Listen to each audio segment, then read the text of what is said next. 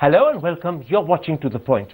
Was the climate deal reached in Paris on Saturday truly revolutionary, as President Hollande has said, and huge, as President Obama has said, or does reality somehow fall short of that description? And does it meet all India's requirements, or once again, is there a slip between the cup and the lip? Those are the two issues I shall raise today. My guests are France's ambassador to India, François Richier, the Director General of the Center for Science and Environment, Sunita Narayan, and one of the country's foremost environmental experts, the well-known author, Vandana Shiva. Let's first try to see if we can agree on a broad picture before we come to specifics. François Richier, is this a good deal, or just the best that was possible when 196 countries are trying to come to a common agreement? Well, it's indeed a deal, and a deal requires compromises, and that's what has happened. I noted that President Obama said it could have been better. I noted that Mr. Javadekar said it could have been better. So probably we are somewhere where everybody can meet. There is enough in this agreement to meet everyone's needs, but not everyone's greed. If I get your answer correctly, you're suggesting it's a sensible compromise, but it falls short of being a good deal. No, it's a good deal in the context in which we were working. And the key question is, does it address the issue of limiting carbon emissions and limiting the rise of temperature? Our assessment is yes, and it is the assessment of 195 countries. Sunita Narayan, I want to quote from what you've said. The climate change agreement is weak and unambitious and has discharged developed countries from their responsibilities. And you add, this will end up furthering climate apartheid. Your view is almost the opposite of the French ambassador's. Why are you so strongly critical? No, I mean, I agree with the French ambassador. There was a deal a compromise deal. I also think what he cannot say perhaps is the fact that the Americans were very, very keen on this deal. And there was I was in Paris and I saw the kind of pushback that there was from the US government to get a compromise, some agreement in Paris. And it is our very careful reading of the deal that makes us believe strongly that what we have seen in Paris is indeed historic. There is no question about it, but it is also unambitious. And the world definitely needs us to limit temperatures below 1.5 degrees, but there is nothing in the Paris Agreement which will keep the world below even 3 degree temperature rise. And it does end up with getting the developed countries a better part of it. It basically erases their historical responsibilities. So you're saying to me, if I understand you correctly, this is historic because some people say it's the first comprehensive global treaty on climate change. But it's been achieved at the lowest common denominator rather than anything more ambitious than that. Absolutely, and perhaps that's the best the world can achieve right now, but that doesn't mean that we should be happy about it. It's very interesting. If you think carefully about what the two have said, actually they don't differ with each other very much. But the tone and the language suggest that they're polar opposites. I'm going to ask you a similar question, Vandana Shiva, but I'm going to ask you that question after quoting what the Business Standard says that our Environment Minister, Prakash Javadekar, said in his closing speech in Paris. He said, it could have been more ambitious. It does not keep us on a temperature goal below 2 degrees. Actions of the developed countries are below their fair share and historic responsibility. Now, in India's context, does that suggest to you that India's achieved what it wanted to achieve? Or is the minister in a clever way trying to say, because the rest of the world wouldn't compromise, we haven't got what we thought was the minimum we needed? Which is he saying? Well, I think, first of all, this is not the first climate treaty. The first climate treaty was signed in Rio at the Earth Summit. And we've had continuous dilution because the fossil fuel lobbies have been organizing.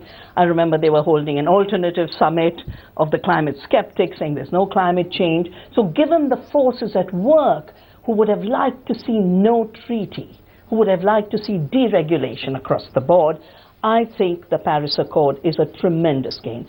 Second, if there's a gap between the ambition of 1.5 degree as the highest level we can safely increase temperatures to, and the national commitments made, That gap is because Copenhagen was destroyed and voluntary commitments became the substitute for legally binding agreements. So Can out of the ruins of I interrupt you there? Copenhagen, If I understand what you're saying and I'm translating it to layman's language for the audience, you actually disagree with both Sunita Narayan and the French ambassador, because you're saying this is more than just a compromise, this is more than just the lowest common denominator of agreement, this is actually a good deal. it's surviving when you weren't supposed to survive. And I remember after the 13th attacks, so many governments said postpone, cancel, and yet What about my question, which is in terms of what India wanted to achieve, do we get close to it or have we fallen short? well, again, coming back to 1992 to today, the two bigger players in the whole thing is not national governments. They've been marginalized by corporations who are bigger than them, and the movements are leading the show. But what about India's intentions and well, ambitions? India Have they is been achieved? India is an India which can do organic farming. No, but and- answer my question. What I'm saying is India is many Indias, and the fact that you today have a globalized economy means you need to also look at what are the rights of citizens and what are the rights I'm going to of ask you to corporations. translate that into simple layman's English, All because I'm I'm afraid, saying is let me go to her. Let me go to her. There's a third No, player let me called go to her. I've citizen. given you a lot of chance to answer that, and you've confused me in the audience because you haven't answered it. So I want, for the sake of the audience, a simple answer. India went in with a set of targets that they wanted to achieve. Has Mr. Javadekar succeeded? Has he fallen short? I believe he's fallen short, Karan, and let me explain that very briefly. There were two basic issues that the Indians wanted to make sure happened in Paris. One was differentiation between the developed world and the developing world, and the second was to make sure that the carbon budget, which is the remaining space between now and 2030 that remains, how much you can emit, that there would be a fair share for a country like India.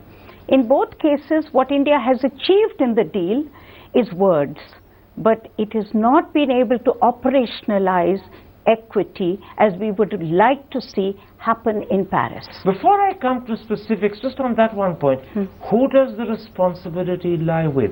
India, because we negotiated poorly? The rest of the world, because it was impossible to break what the developed countries decided they wanted? Yeah.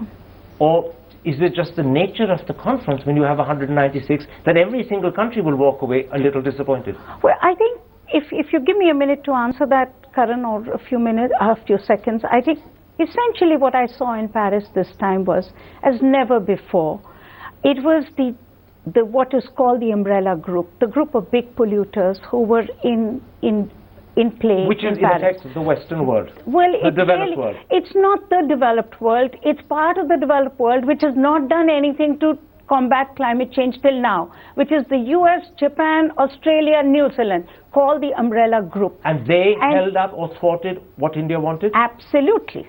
How do you respond to that? That the umbrella group, which she's defined as a group of nations that aren't the full developed world, but have done very little to mitigate their contribution historically to the problem, thwarted countries like India achieving and succeeding in their full ambition? I think first, in my own experience as a diplomat, I've never seen an agreement reached without many people on the side contesting this or that, or criticizing their government. That's usual business. What is important here is that, and this I can also testify as representative of the French chair of COP21, India has negotiated hard. And that was difficult. They discussed with everybody, they pushed their agenda, and they got a number of positive elements for India. This is what should be understood, and this is very important. The second thing is that, of course, no nation can have everything. But what is important is that the agreement is providing for everybody. The objective, the mechanism, the money, the technology, all this is there. And the agreement is not a static thing. It is not what has happened day before yesterday. It is how we will implement it, the dynamic which is going to be created through sharing of technology, through reduction over the rest costs. of the century. And this is where, for example, the Solar Alliance, launched by Prime Minister Modi, is critical. It is a tool for implementation. Let's come to specifics one by one. I'll come to the Solar Alliance a little later. I want to start by talking about how the deal treats the developed countries. After that, I'll come to other specifics. Now, Sunita Narayan's center, the Center for Science and Environment, has made this comment, Developed countries have finally got rid of their historical responsibility of causing climate change. They have no legally binding targets on finance or emission cuts. And she concludes, or rather her center concludes, by saying this weakens the obligation of developed countries to take actions due to their past emissions. Have the developed countries, in a sense, been given a free pass, and has their historical guilt, if I can use that word, been now removed? Well, I think what is important here is to underline that differentiation, this is jargon, but this is how it works, is in many, many instances in the agreement. And at the end of the day, it's not because people will feel guilty that they are going to contribute to that overall ambition. It is because it is the interest of everybody. Nobody wants to see the climate change happening, and therefore it's not because of the past that they're going to do it. It's because they want to achieve a better future for everybody. Vandana Shiva, let me pick up on the point the French ambassador makes, because he is true when he says that the concept of common but differentiated responsibilities is actually there in this agreement in many, many places. Doesn't that mean that even though these responsibilities may not be legally binding, nonetheless the developed world has the onus of taking the lead, and they will have to do significantly more than the developing world to ensure that target of less than 2 degrees Celsius is achieved? Would you agree with that? Well, I think the issue that was always in the climate treaty from the beginning and was negotiated in Rio was that polluters should pay. That has definitely been gotten rid of over time, and the US worked very hard to ensure that even though there would be loss and damages assessments, there would be no liability. Now, in environmental issues, the polluter should pay, and the costs are becoming very high. We've just had the Chennai floods. So when that principle of the polluter pays disappears, because historic responsibility is no longer being defined or held to, are you saying that the Western world, the developed world rather, has got a free pass? Well, I would their say guilt has been exonerated? Well, I don't think the doors are closed. I said the doors have been kept open by the Paris Accord. They were to, the fossil fuel industry would have liked to get away with much, much more. When you say the doors have been kept open, in what sense are they open now? The fact that there is an accord, to me, is a very, very big issue. You're disagreeing with that? No, because Karan, I mean, let's be very clear. The Paris Accord is a universal accord for the first time. It changes the framework from Rio to now to say all countries will take action. It also says that all countries will take action based on their capability and respective national situations. It does not in any way say that you have created the problem, you have got historical responsibility, there is a limited budget, how much have you used of the past, how much do you have of the current and the future. Essentially what the Paris Accord has done through very clever wordplay is to make sure that the developed world can today turn around to large parts of Africa, to all of India, as we begin to grow, to say, we are sorry, but there is no space left for you. The budget has run out. And that is really what Paris should have discussed. So you're saying something more than what I was alleging. Not only has the developed world got what I keep calling a free pass, and not only has the historic guilt been exonerated, but in addition, the space left for the developing world has reduced, and the developed world can say to the developing world, sorry, there's a lot you can't do, even though we did it, because that carbon space is gone. Let me, I need a second to explain this, Karan, just in big numbers. The best thing of the Paris Agreement, in my view, is the fact that it endorses the need to keep the world below 1.5 degrees centigrade rise. That in itself is very enough. big. Now, just 1 minute, Vandana. Now, to keep it at 1.5 degrees centigrade rise, it means that the budget between 2012 to whenever is about 550 gigatons, billion tons of carbon that you can emit. Okay?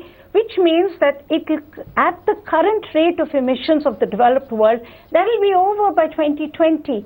What happens to countries like India, all of Africa, which needs their right to development?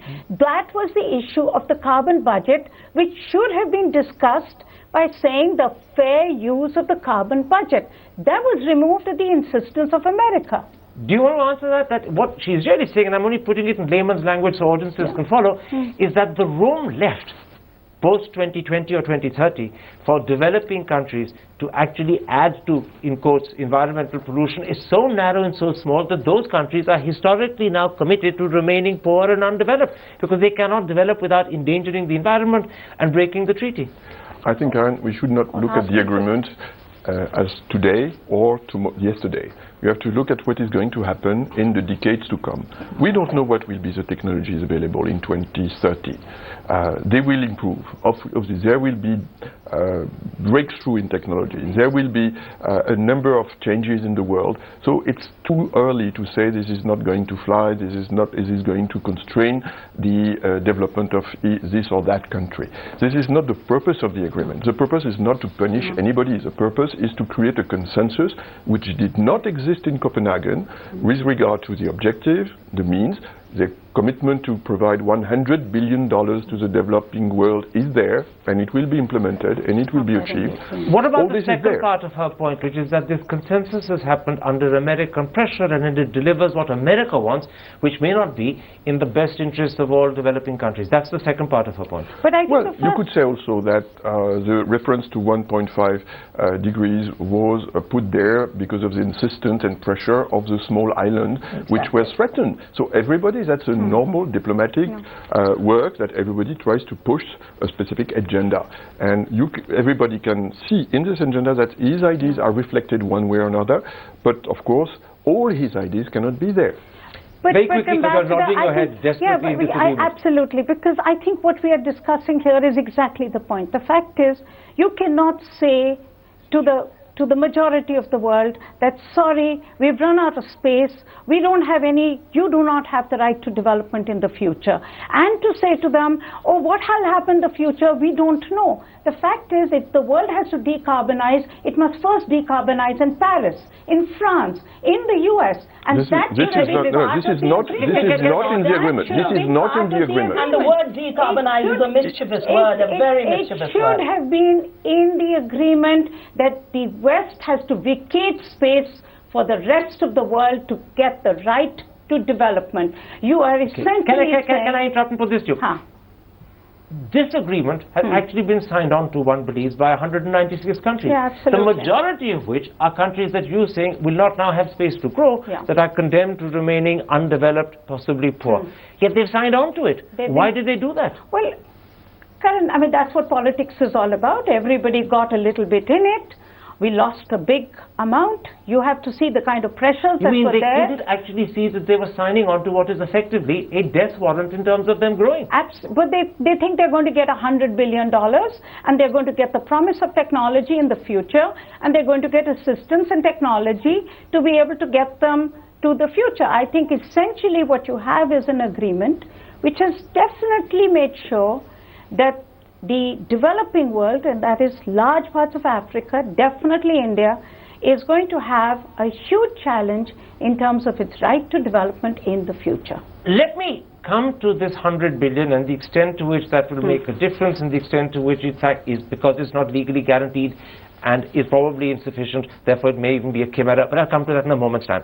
Let me put this to you as the last question about this particular subject. What has happened in the Paris Agreement is that the earlier definition of Annex 1 and non-annex countries has disappeared. What you now have is developed and developing, but you don't have a definition of what is developed and what is developing. And if I recall correctly, one of the questions that was asked whilst the talks were happening is, could countries or should countries like Singapore, Saudi Arabia, South Korea be considered developed or developing? If this sort of ambiguity about what is developed and developing is inherent in the language and the clauses of this agreement, haven't you got a lot of potential trouble lined up for the future? You know, there was a beautiful Kabir Doha. वो कहते कागज की लेखी, हम कहते आँखों की देखी. And the issue is, the reality is shifting, as the ambassador mentioned. The reality is shifting so fast. Citizens of the world are rising. Why is Germany nuclear free? Why is Germany having so much solar? Because the citizens moved. I think it's now time for Indian citizens to play their role, to push the government in the direction of a development that improves well-being while reducing I them. don't deny that And in America, there is room for citizens but all the over the world US to push that the down. US But you're carbon once again footprint- evading my question. No, the US but carbon you're footprint evading will reduce because the But citizens Vandana have Shiva, decided. you're evading my question. I'm I not don't. evading You your are. question. You are because my I'm question. just bringing a player you constantly No, want but just to a evade, moment. which is the citizen. But I'll come to the The citizen. citizen is what's going to shape the future between now and 20. Ms. Shiva, no one denies 30. that the citizen in a democracy particularly has enormous capacity to put pressure on governments in all countries. But my question... Even global. But forgive me, my question was something else. My question was that now that you've moved away... I responded to you with the Kabir Doha, definitions pe atke raho, duniya sink karti rahegi. What people are waking up to the fact that the crisis is very severe. Citizens have played a very big role in Paris, and in fact it was their presence that allowed a accord to happen. Otherwise, with purely the So lobbies you don't working, think the fact that the conference couldn't decide satisfactorily whether Saudi Arabia it will become or irrelevant. Singapore or All I'm saying it will is become irrelevant. it will become Well, irrelevant. for a moment, I think Because this time the French ambassador disagrees with you. The crisis is so severe. For that reason, it will become irrelevant. Vandana has a point, Karen. The only problem is that we had 40,000 activists, green activists in Paris surrounding the premises, and now we are criticized because this is increasing the carbon footprint of the conference. Yes, absolutely. But what about this question? If the conference itself during its negotiation stage couldn't quite work out whether Saudi Arabia, South Korea and Singapore should be developed or developing, and yet the whole distinction is hinged on terms of developed and developing, then don't you have a potential problem waiting to explode? No, and there is no potential problem in here because there is now a full-fledged agreement among all nations about the goal we have to pursue, and this is a critical element. Again, in Copenhagen many years ago, this did not happen. There was meeting, everybody was arguing, nothing came out of that. Now everybody is conscious of the challenge, everybody agrees that it is man-made, everybody knows that they have to do something, and everybody understands that it is by joining forces that we will realize this. And the problem that it is constraining development, I do not subscribe to this. Why? Because the conditions will change. You do not need... Technology being the big condition. Technology and solar And awareness. That organic is a very major solution, is awareness that wasn't there in 1992. The new research is showing that we could meet the emissions gap by drawing out excess carbon from the atmosphere. Let's move beyond this particular debate, which centers around whether space for developing countries has shrunk or whether in fact technology and awareness will actually provide that opportunity, to this second issue, which is also critical, the question of finance. Now, there is no legally binding commitment, but there is a decision that 100 billion a year will be given. But A, it's not legally binding, and B, many believe it's woefully deficient. Where do you stand on that issue? Well, you know, Karan, I have always believed that the Western world will never give us the money for climate change, and that has come true from 1992 to now. It is always, if you look at the 1992 Framework Convention on Climate Change, it had three principles. A principle that the West would reduce its emissions. The second principle, that the non-Annex I countries that you've just mentioned would be allowed to increase or have the right to development to increase their emissions. And the third was money and technology would be provided so that we could grow differently. We didn't need to grow in the same polluting manner. If you look at it from then to now, that money has been more illusionary than ever been present. If you look at the report of the OECD, which came out just as Paris conference began, and the very strong critical analysis of the Indian government, which actually showed that how the Paris, the money that was promised was repackaged what does this money mean then for about ODA. the 100 billion? Are you saying Well, if you look at that it, is even not in legally binding, therefore it's unlikely to happen? Well, that is why, if you look at it, it's in the decision, but the very word 100 billion is not even there in the agreement. So please understand, it was there in the agreement, in the draft that was there 24 hours before. But it was removed from the agreement when the final accord was presented.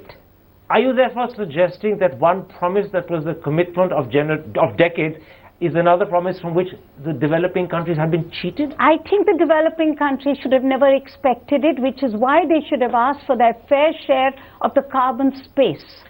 Where do you stand on this issue, that the commitment to 100 billion is neither legally binding and it's actually insufficient for the purposes, And because it's not in the operative part of the agreement, it can be quite easily avoided or evaded. Karen, I don't know even one example in history of 150 leaders of the world being gathered at the same conference to say, yes, we need an agreement. Yes, the commitments which are there, either they are in the legally binding or in the decisions of the conference, will be implemented. I mean, when you have such a powerful pack of leaders being present and having the same ideal and the same vision at the end of the conference, you can be sure that everybody will do whatever he can. And I can tell you, our president has just said after the conference that we will take the lead of a group of countries which are already prepared to do more than what was committed during the conference so as to advance the agenda. And we have already enlisted several countries, and I'm sure that this initiative will be a game changer for the future. One concern, Vandana Shiva pointed out by at least 2 papers today, maybe by many more, is that from India's point of view, there is a particular sentence in the Paris Agreement which perhaps explains the objectives but runs against India's interests. And I'm going to quote that sentence and ask how you respond to it. It says that the Paris Agreement is going to make finance flows consistent with a pathway towards low greenhouse emissions and climate resilient development. And many fear that this means India's hopes for global finance for its thermal power plant expansion is unlikely, or at least will become difficult. A, is that how you interpret the sentence? And B, is that a good or a bad thing that will become difficult? Well, the first issue is, again coming back to the fact that it's movements that are going to slash the 650 billion subsidies for fossil fuels. They're going to slash the 400 billion for industrial agriculture. Those are ongoing changes that are going to change. Where does that text talk about thermal? It's about greenhouse gases and climate resilience. Greenhouse gases include nitrogen oxides from synthetic fertilizers. India will be better off by going organic. It includes methane from food waste as well as factory farms. We'll be better off without that kind of waste and without the landfills.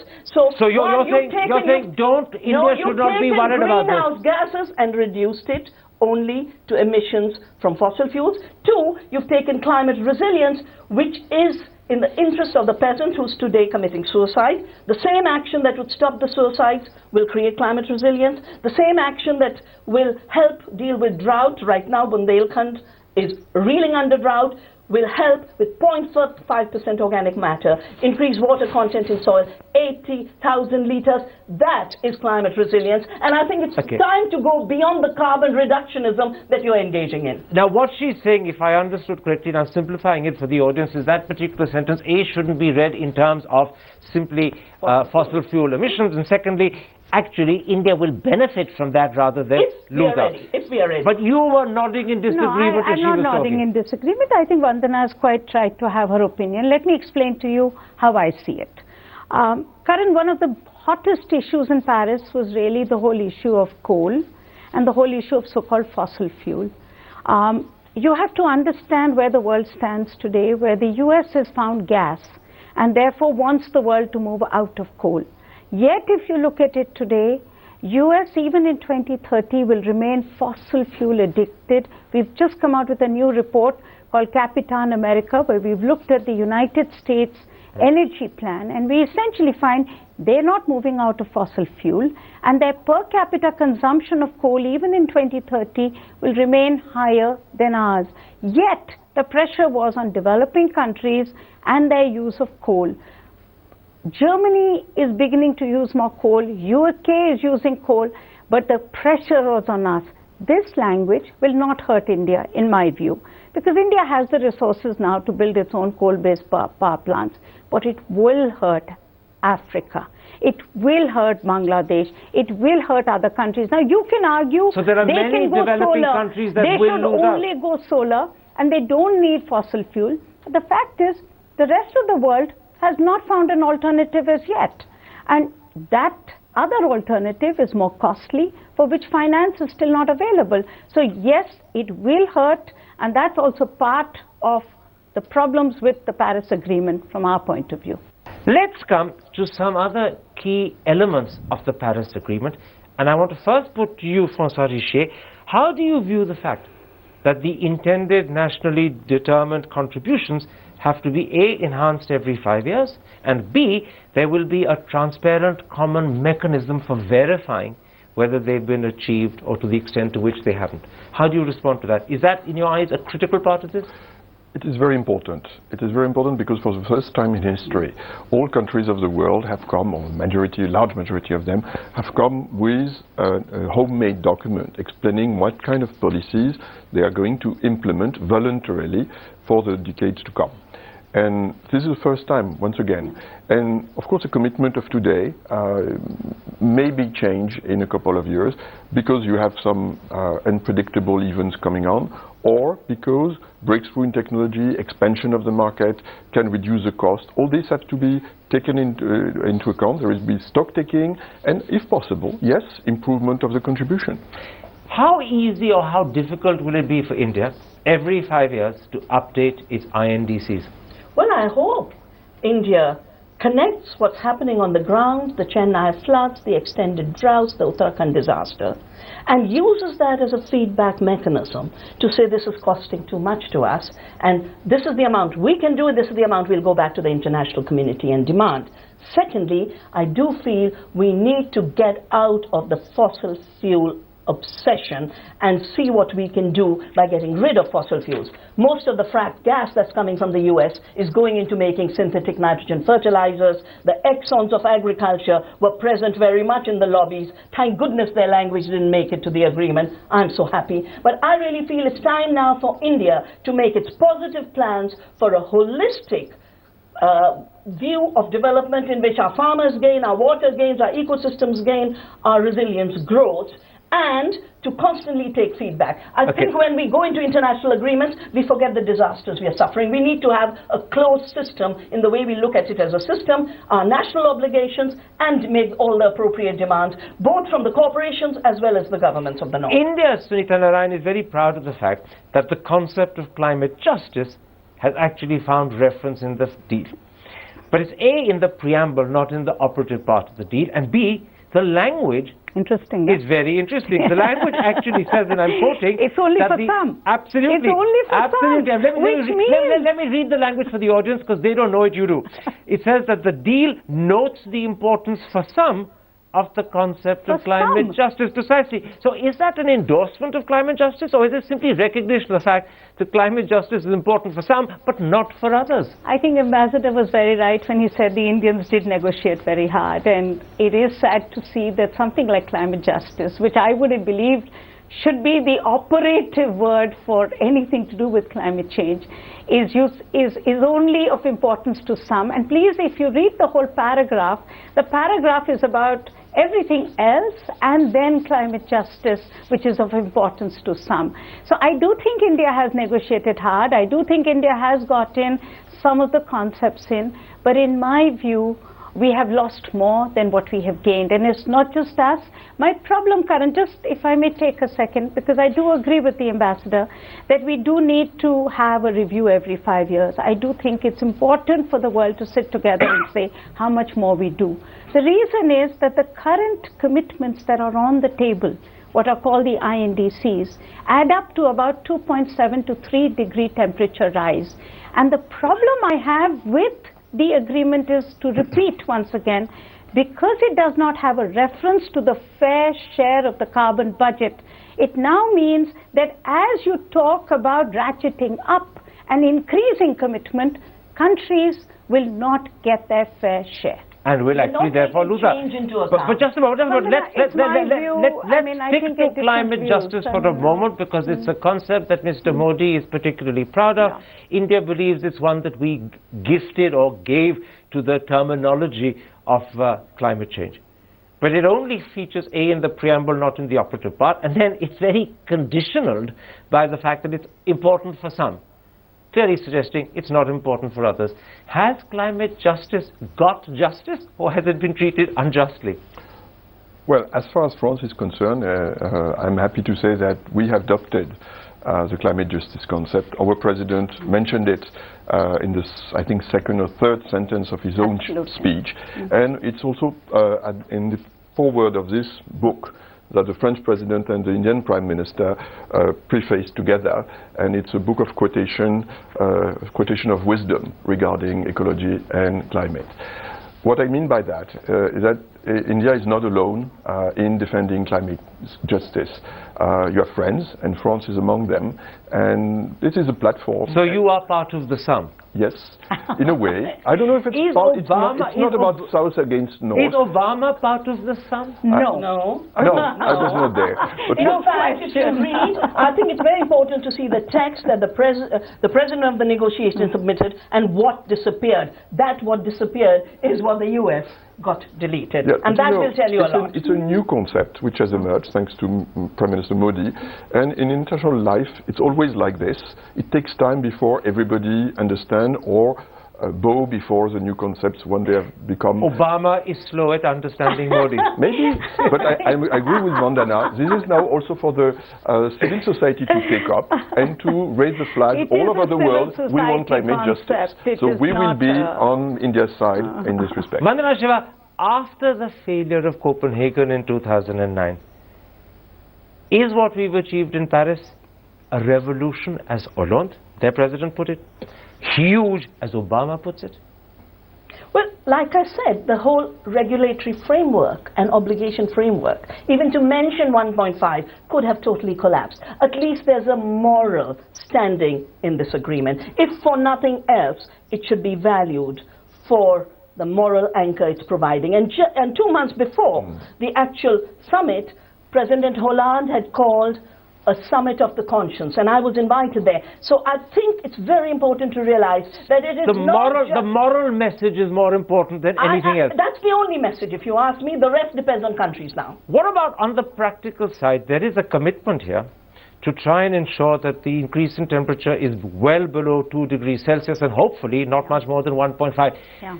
Is there a real sense in which what they've done is sufficient to achieve that target, or is it going to be missed by a big shot? Completely, because that's the problem, Karan. That's the problem with the agreement right now. The agreement essentially does not, as we say, does not have targets for countries in which they will actually meet 1.5. The current targets on the table means the world is at least on a 3 to 3.5 degree increase. Now, what the agreement also provides is a framework which is essentially every country putting its target on the table, and it's a race to the bottom. The fact is that the US is not doing as much as it should, not even by a long stretch, in terms of reducing emissions. And that means that the entire carbon budget is taken up by a few with nothing for the majority. Let me end by asking you a question about French diplomacy, because there's no doubt that on Friday, when in fact they were looking for an extra day, there was fear in the world that in fact Paris could end, like Copenhagen had, in disaster. But it didn't. And against all the odds, you pulled off an agreement. And even if it's not revolutionary and huge, you've heard Vandana Shiva say that it is morally, in moral terms, historic. How much of an achievement is this for French diplomacy? And secondly, how much of a feather is it in the cap of your foreign minister, Laurent Fabius? I think, first of all, everybody understands that it has been a hard work.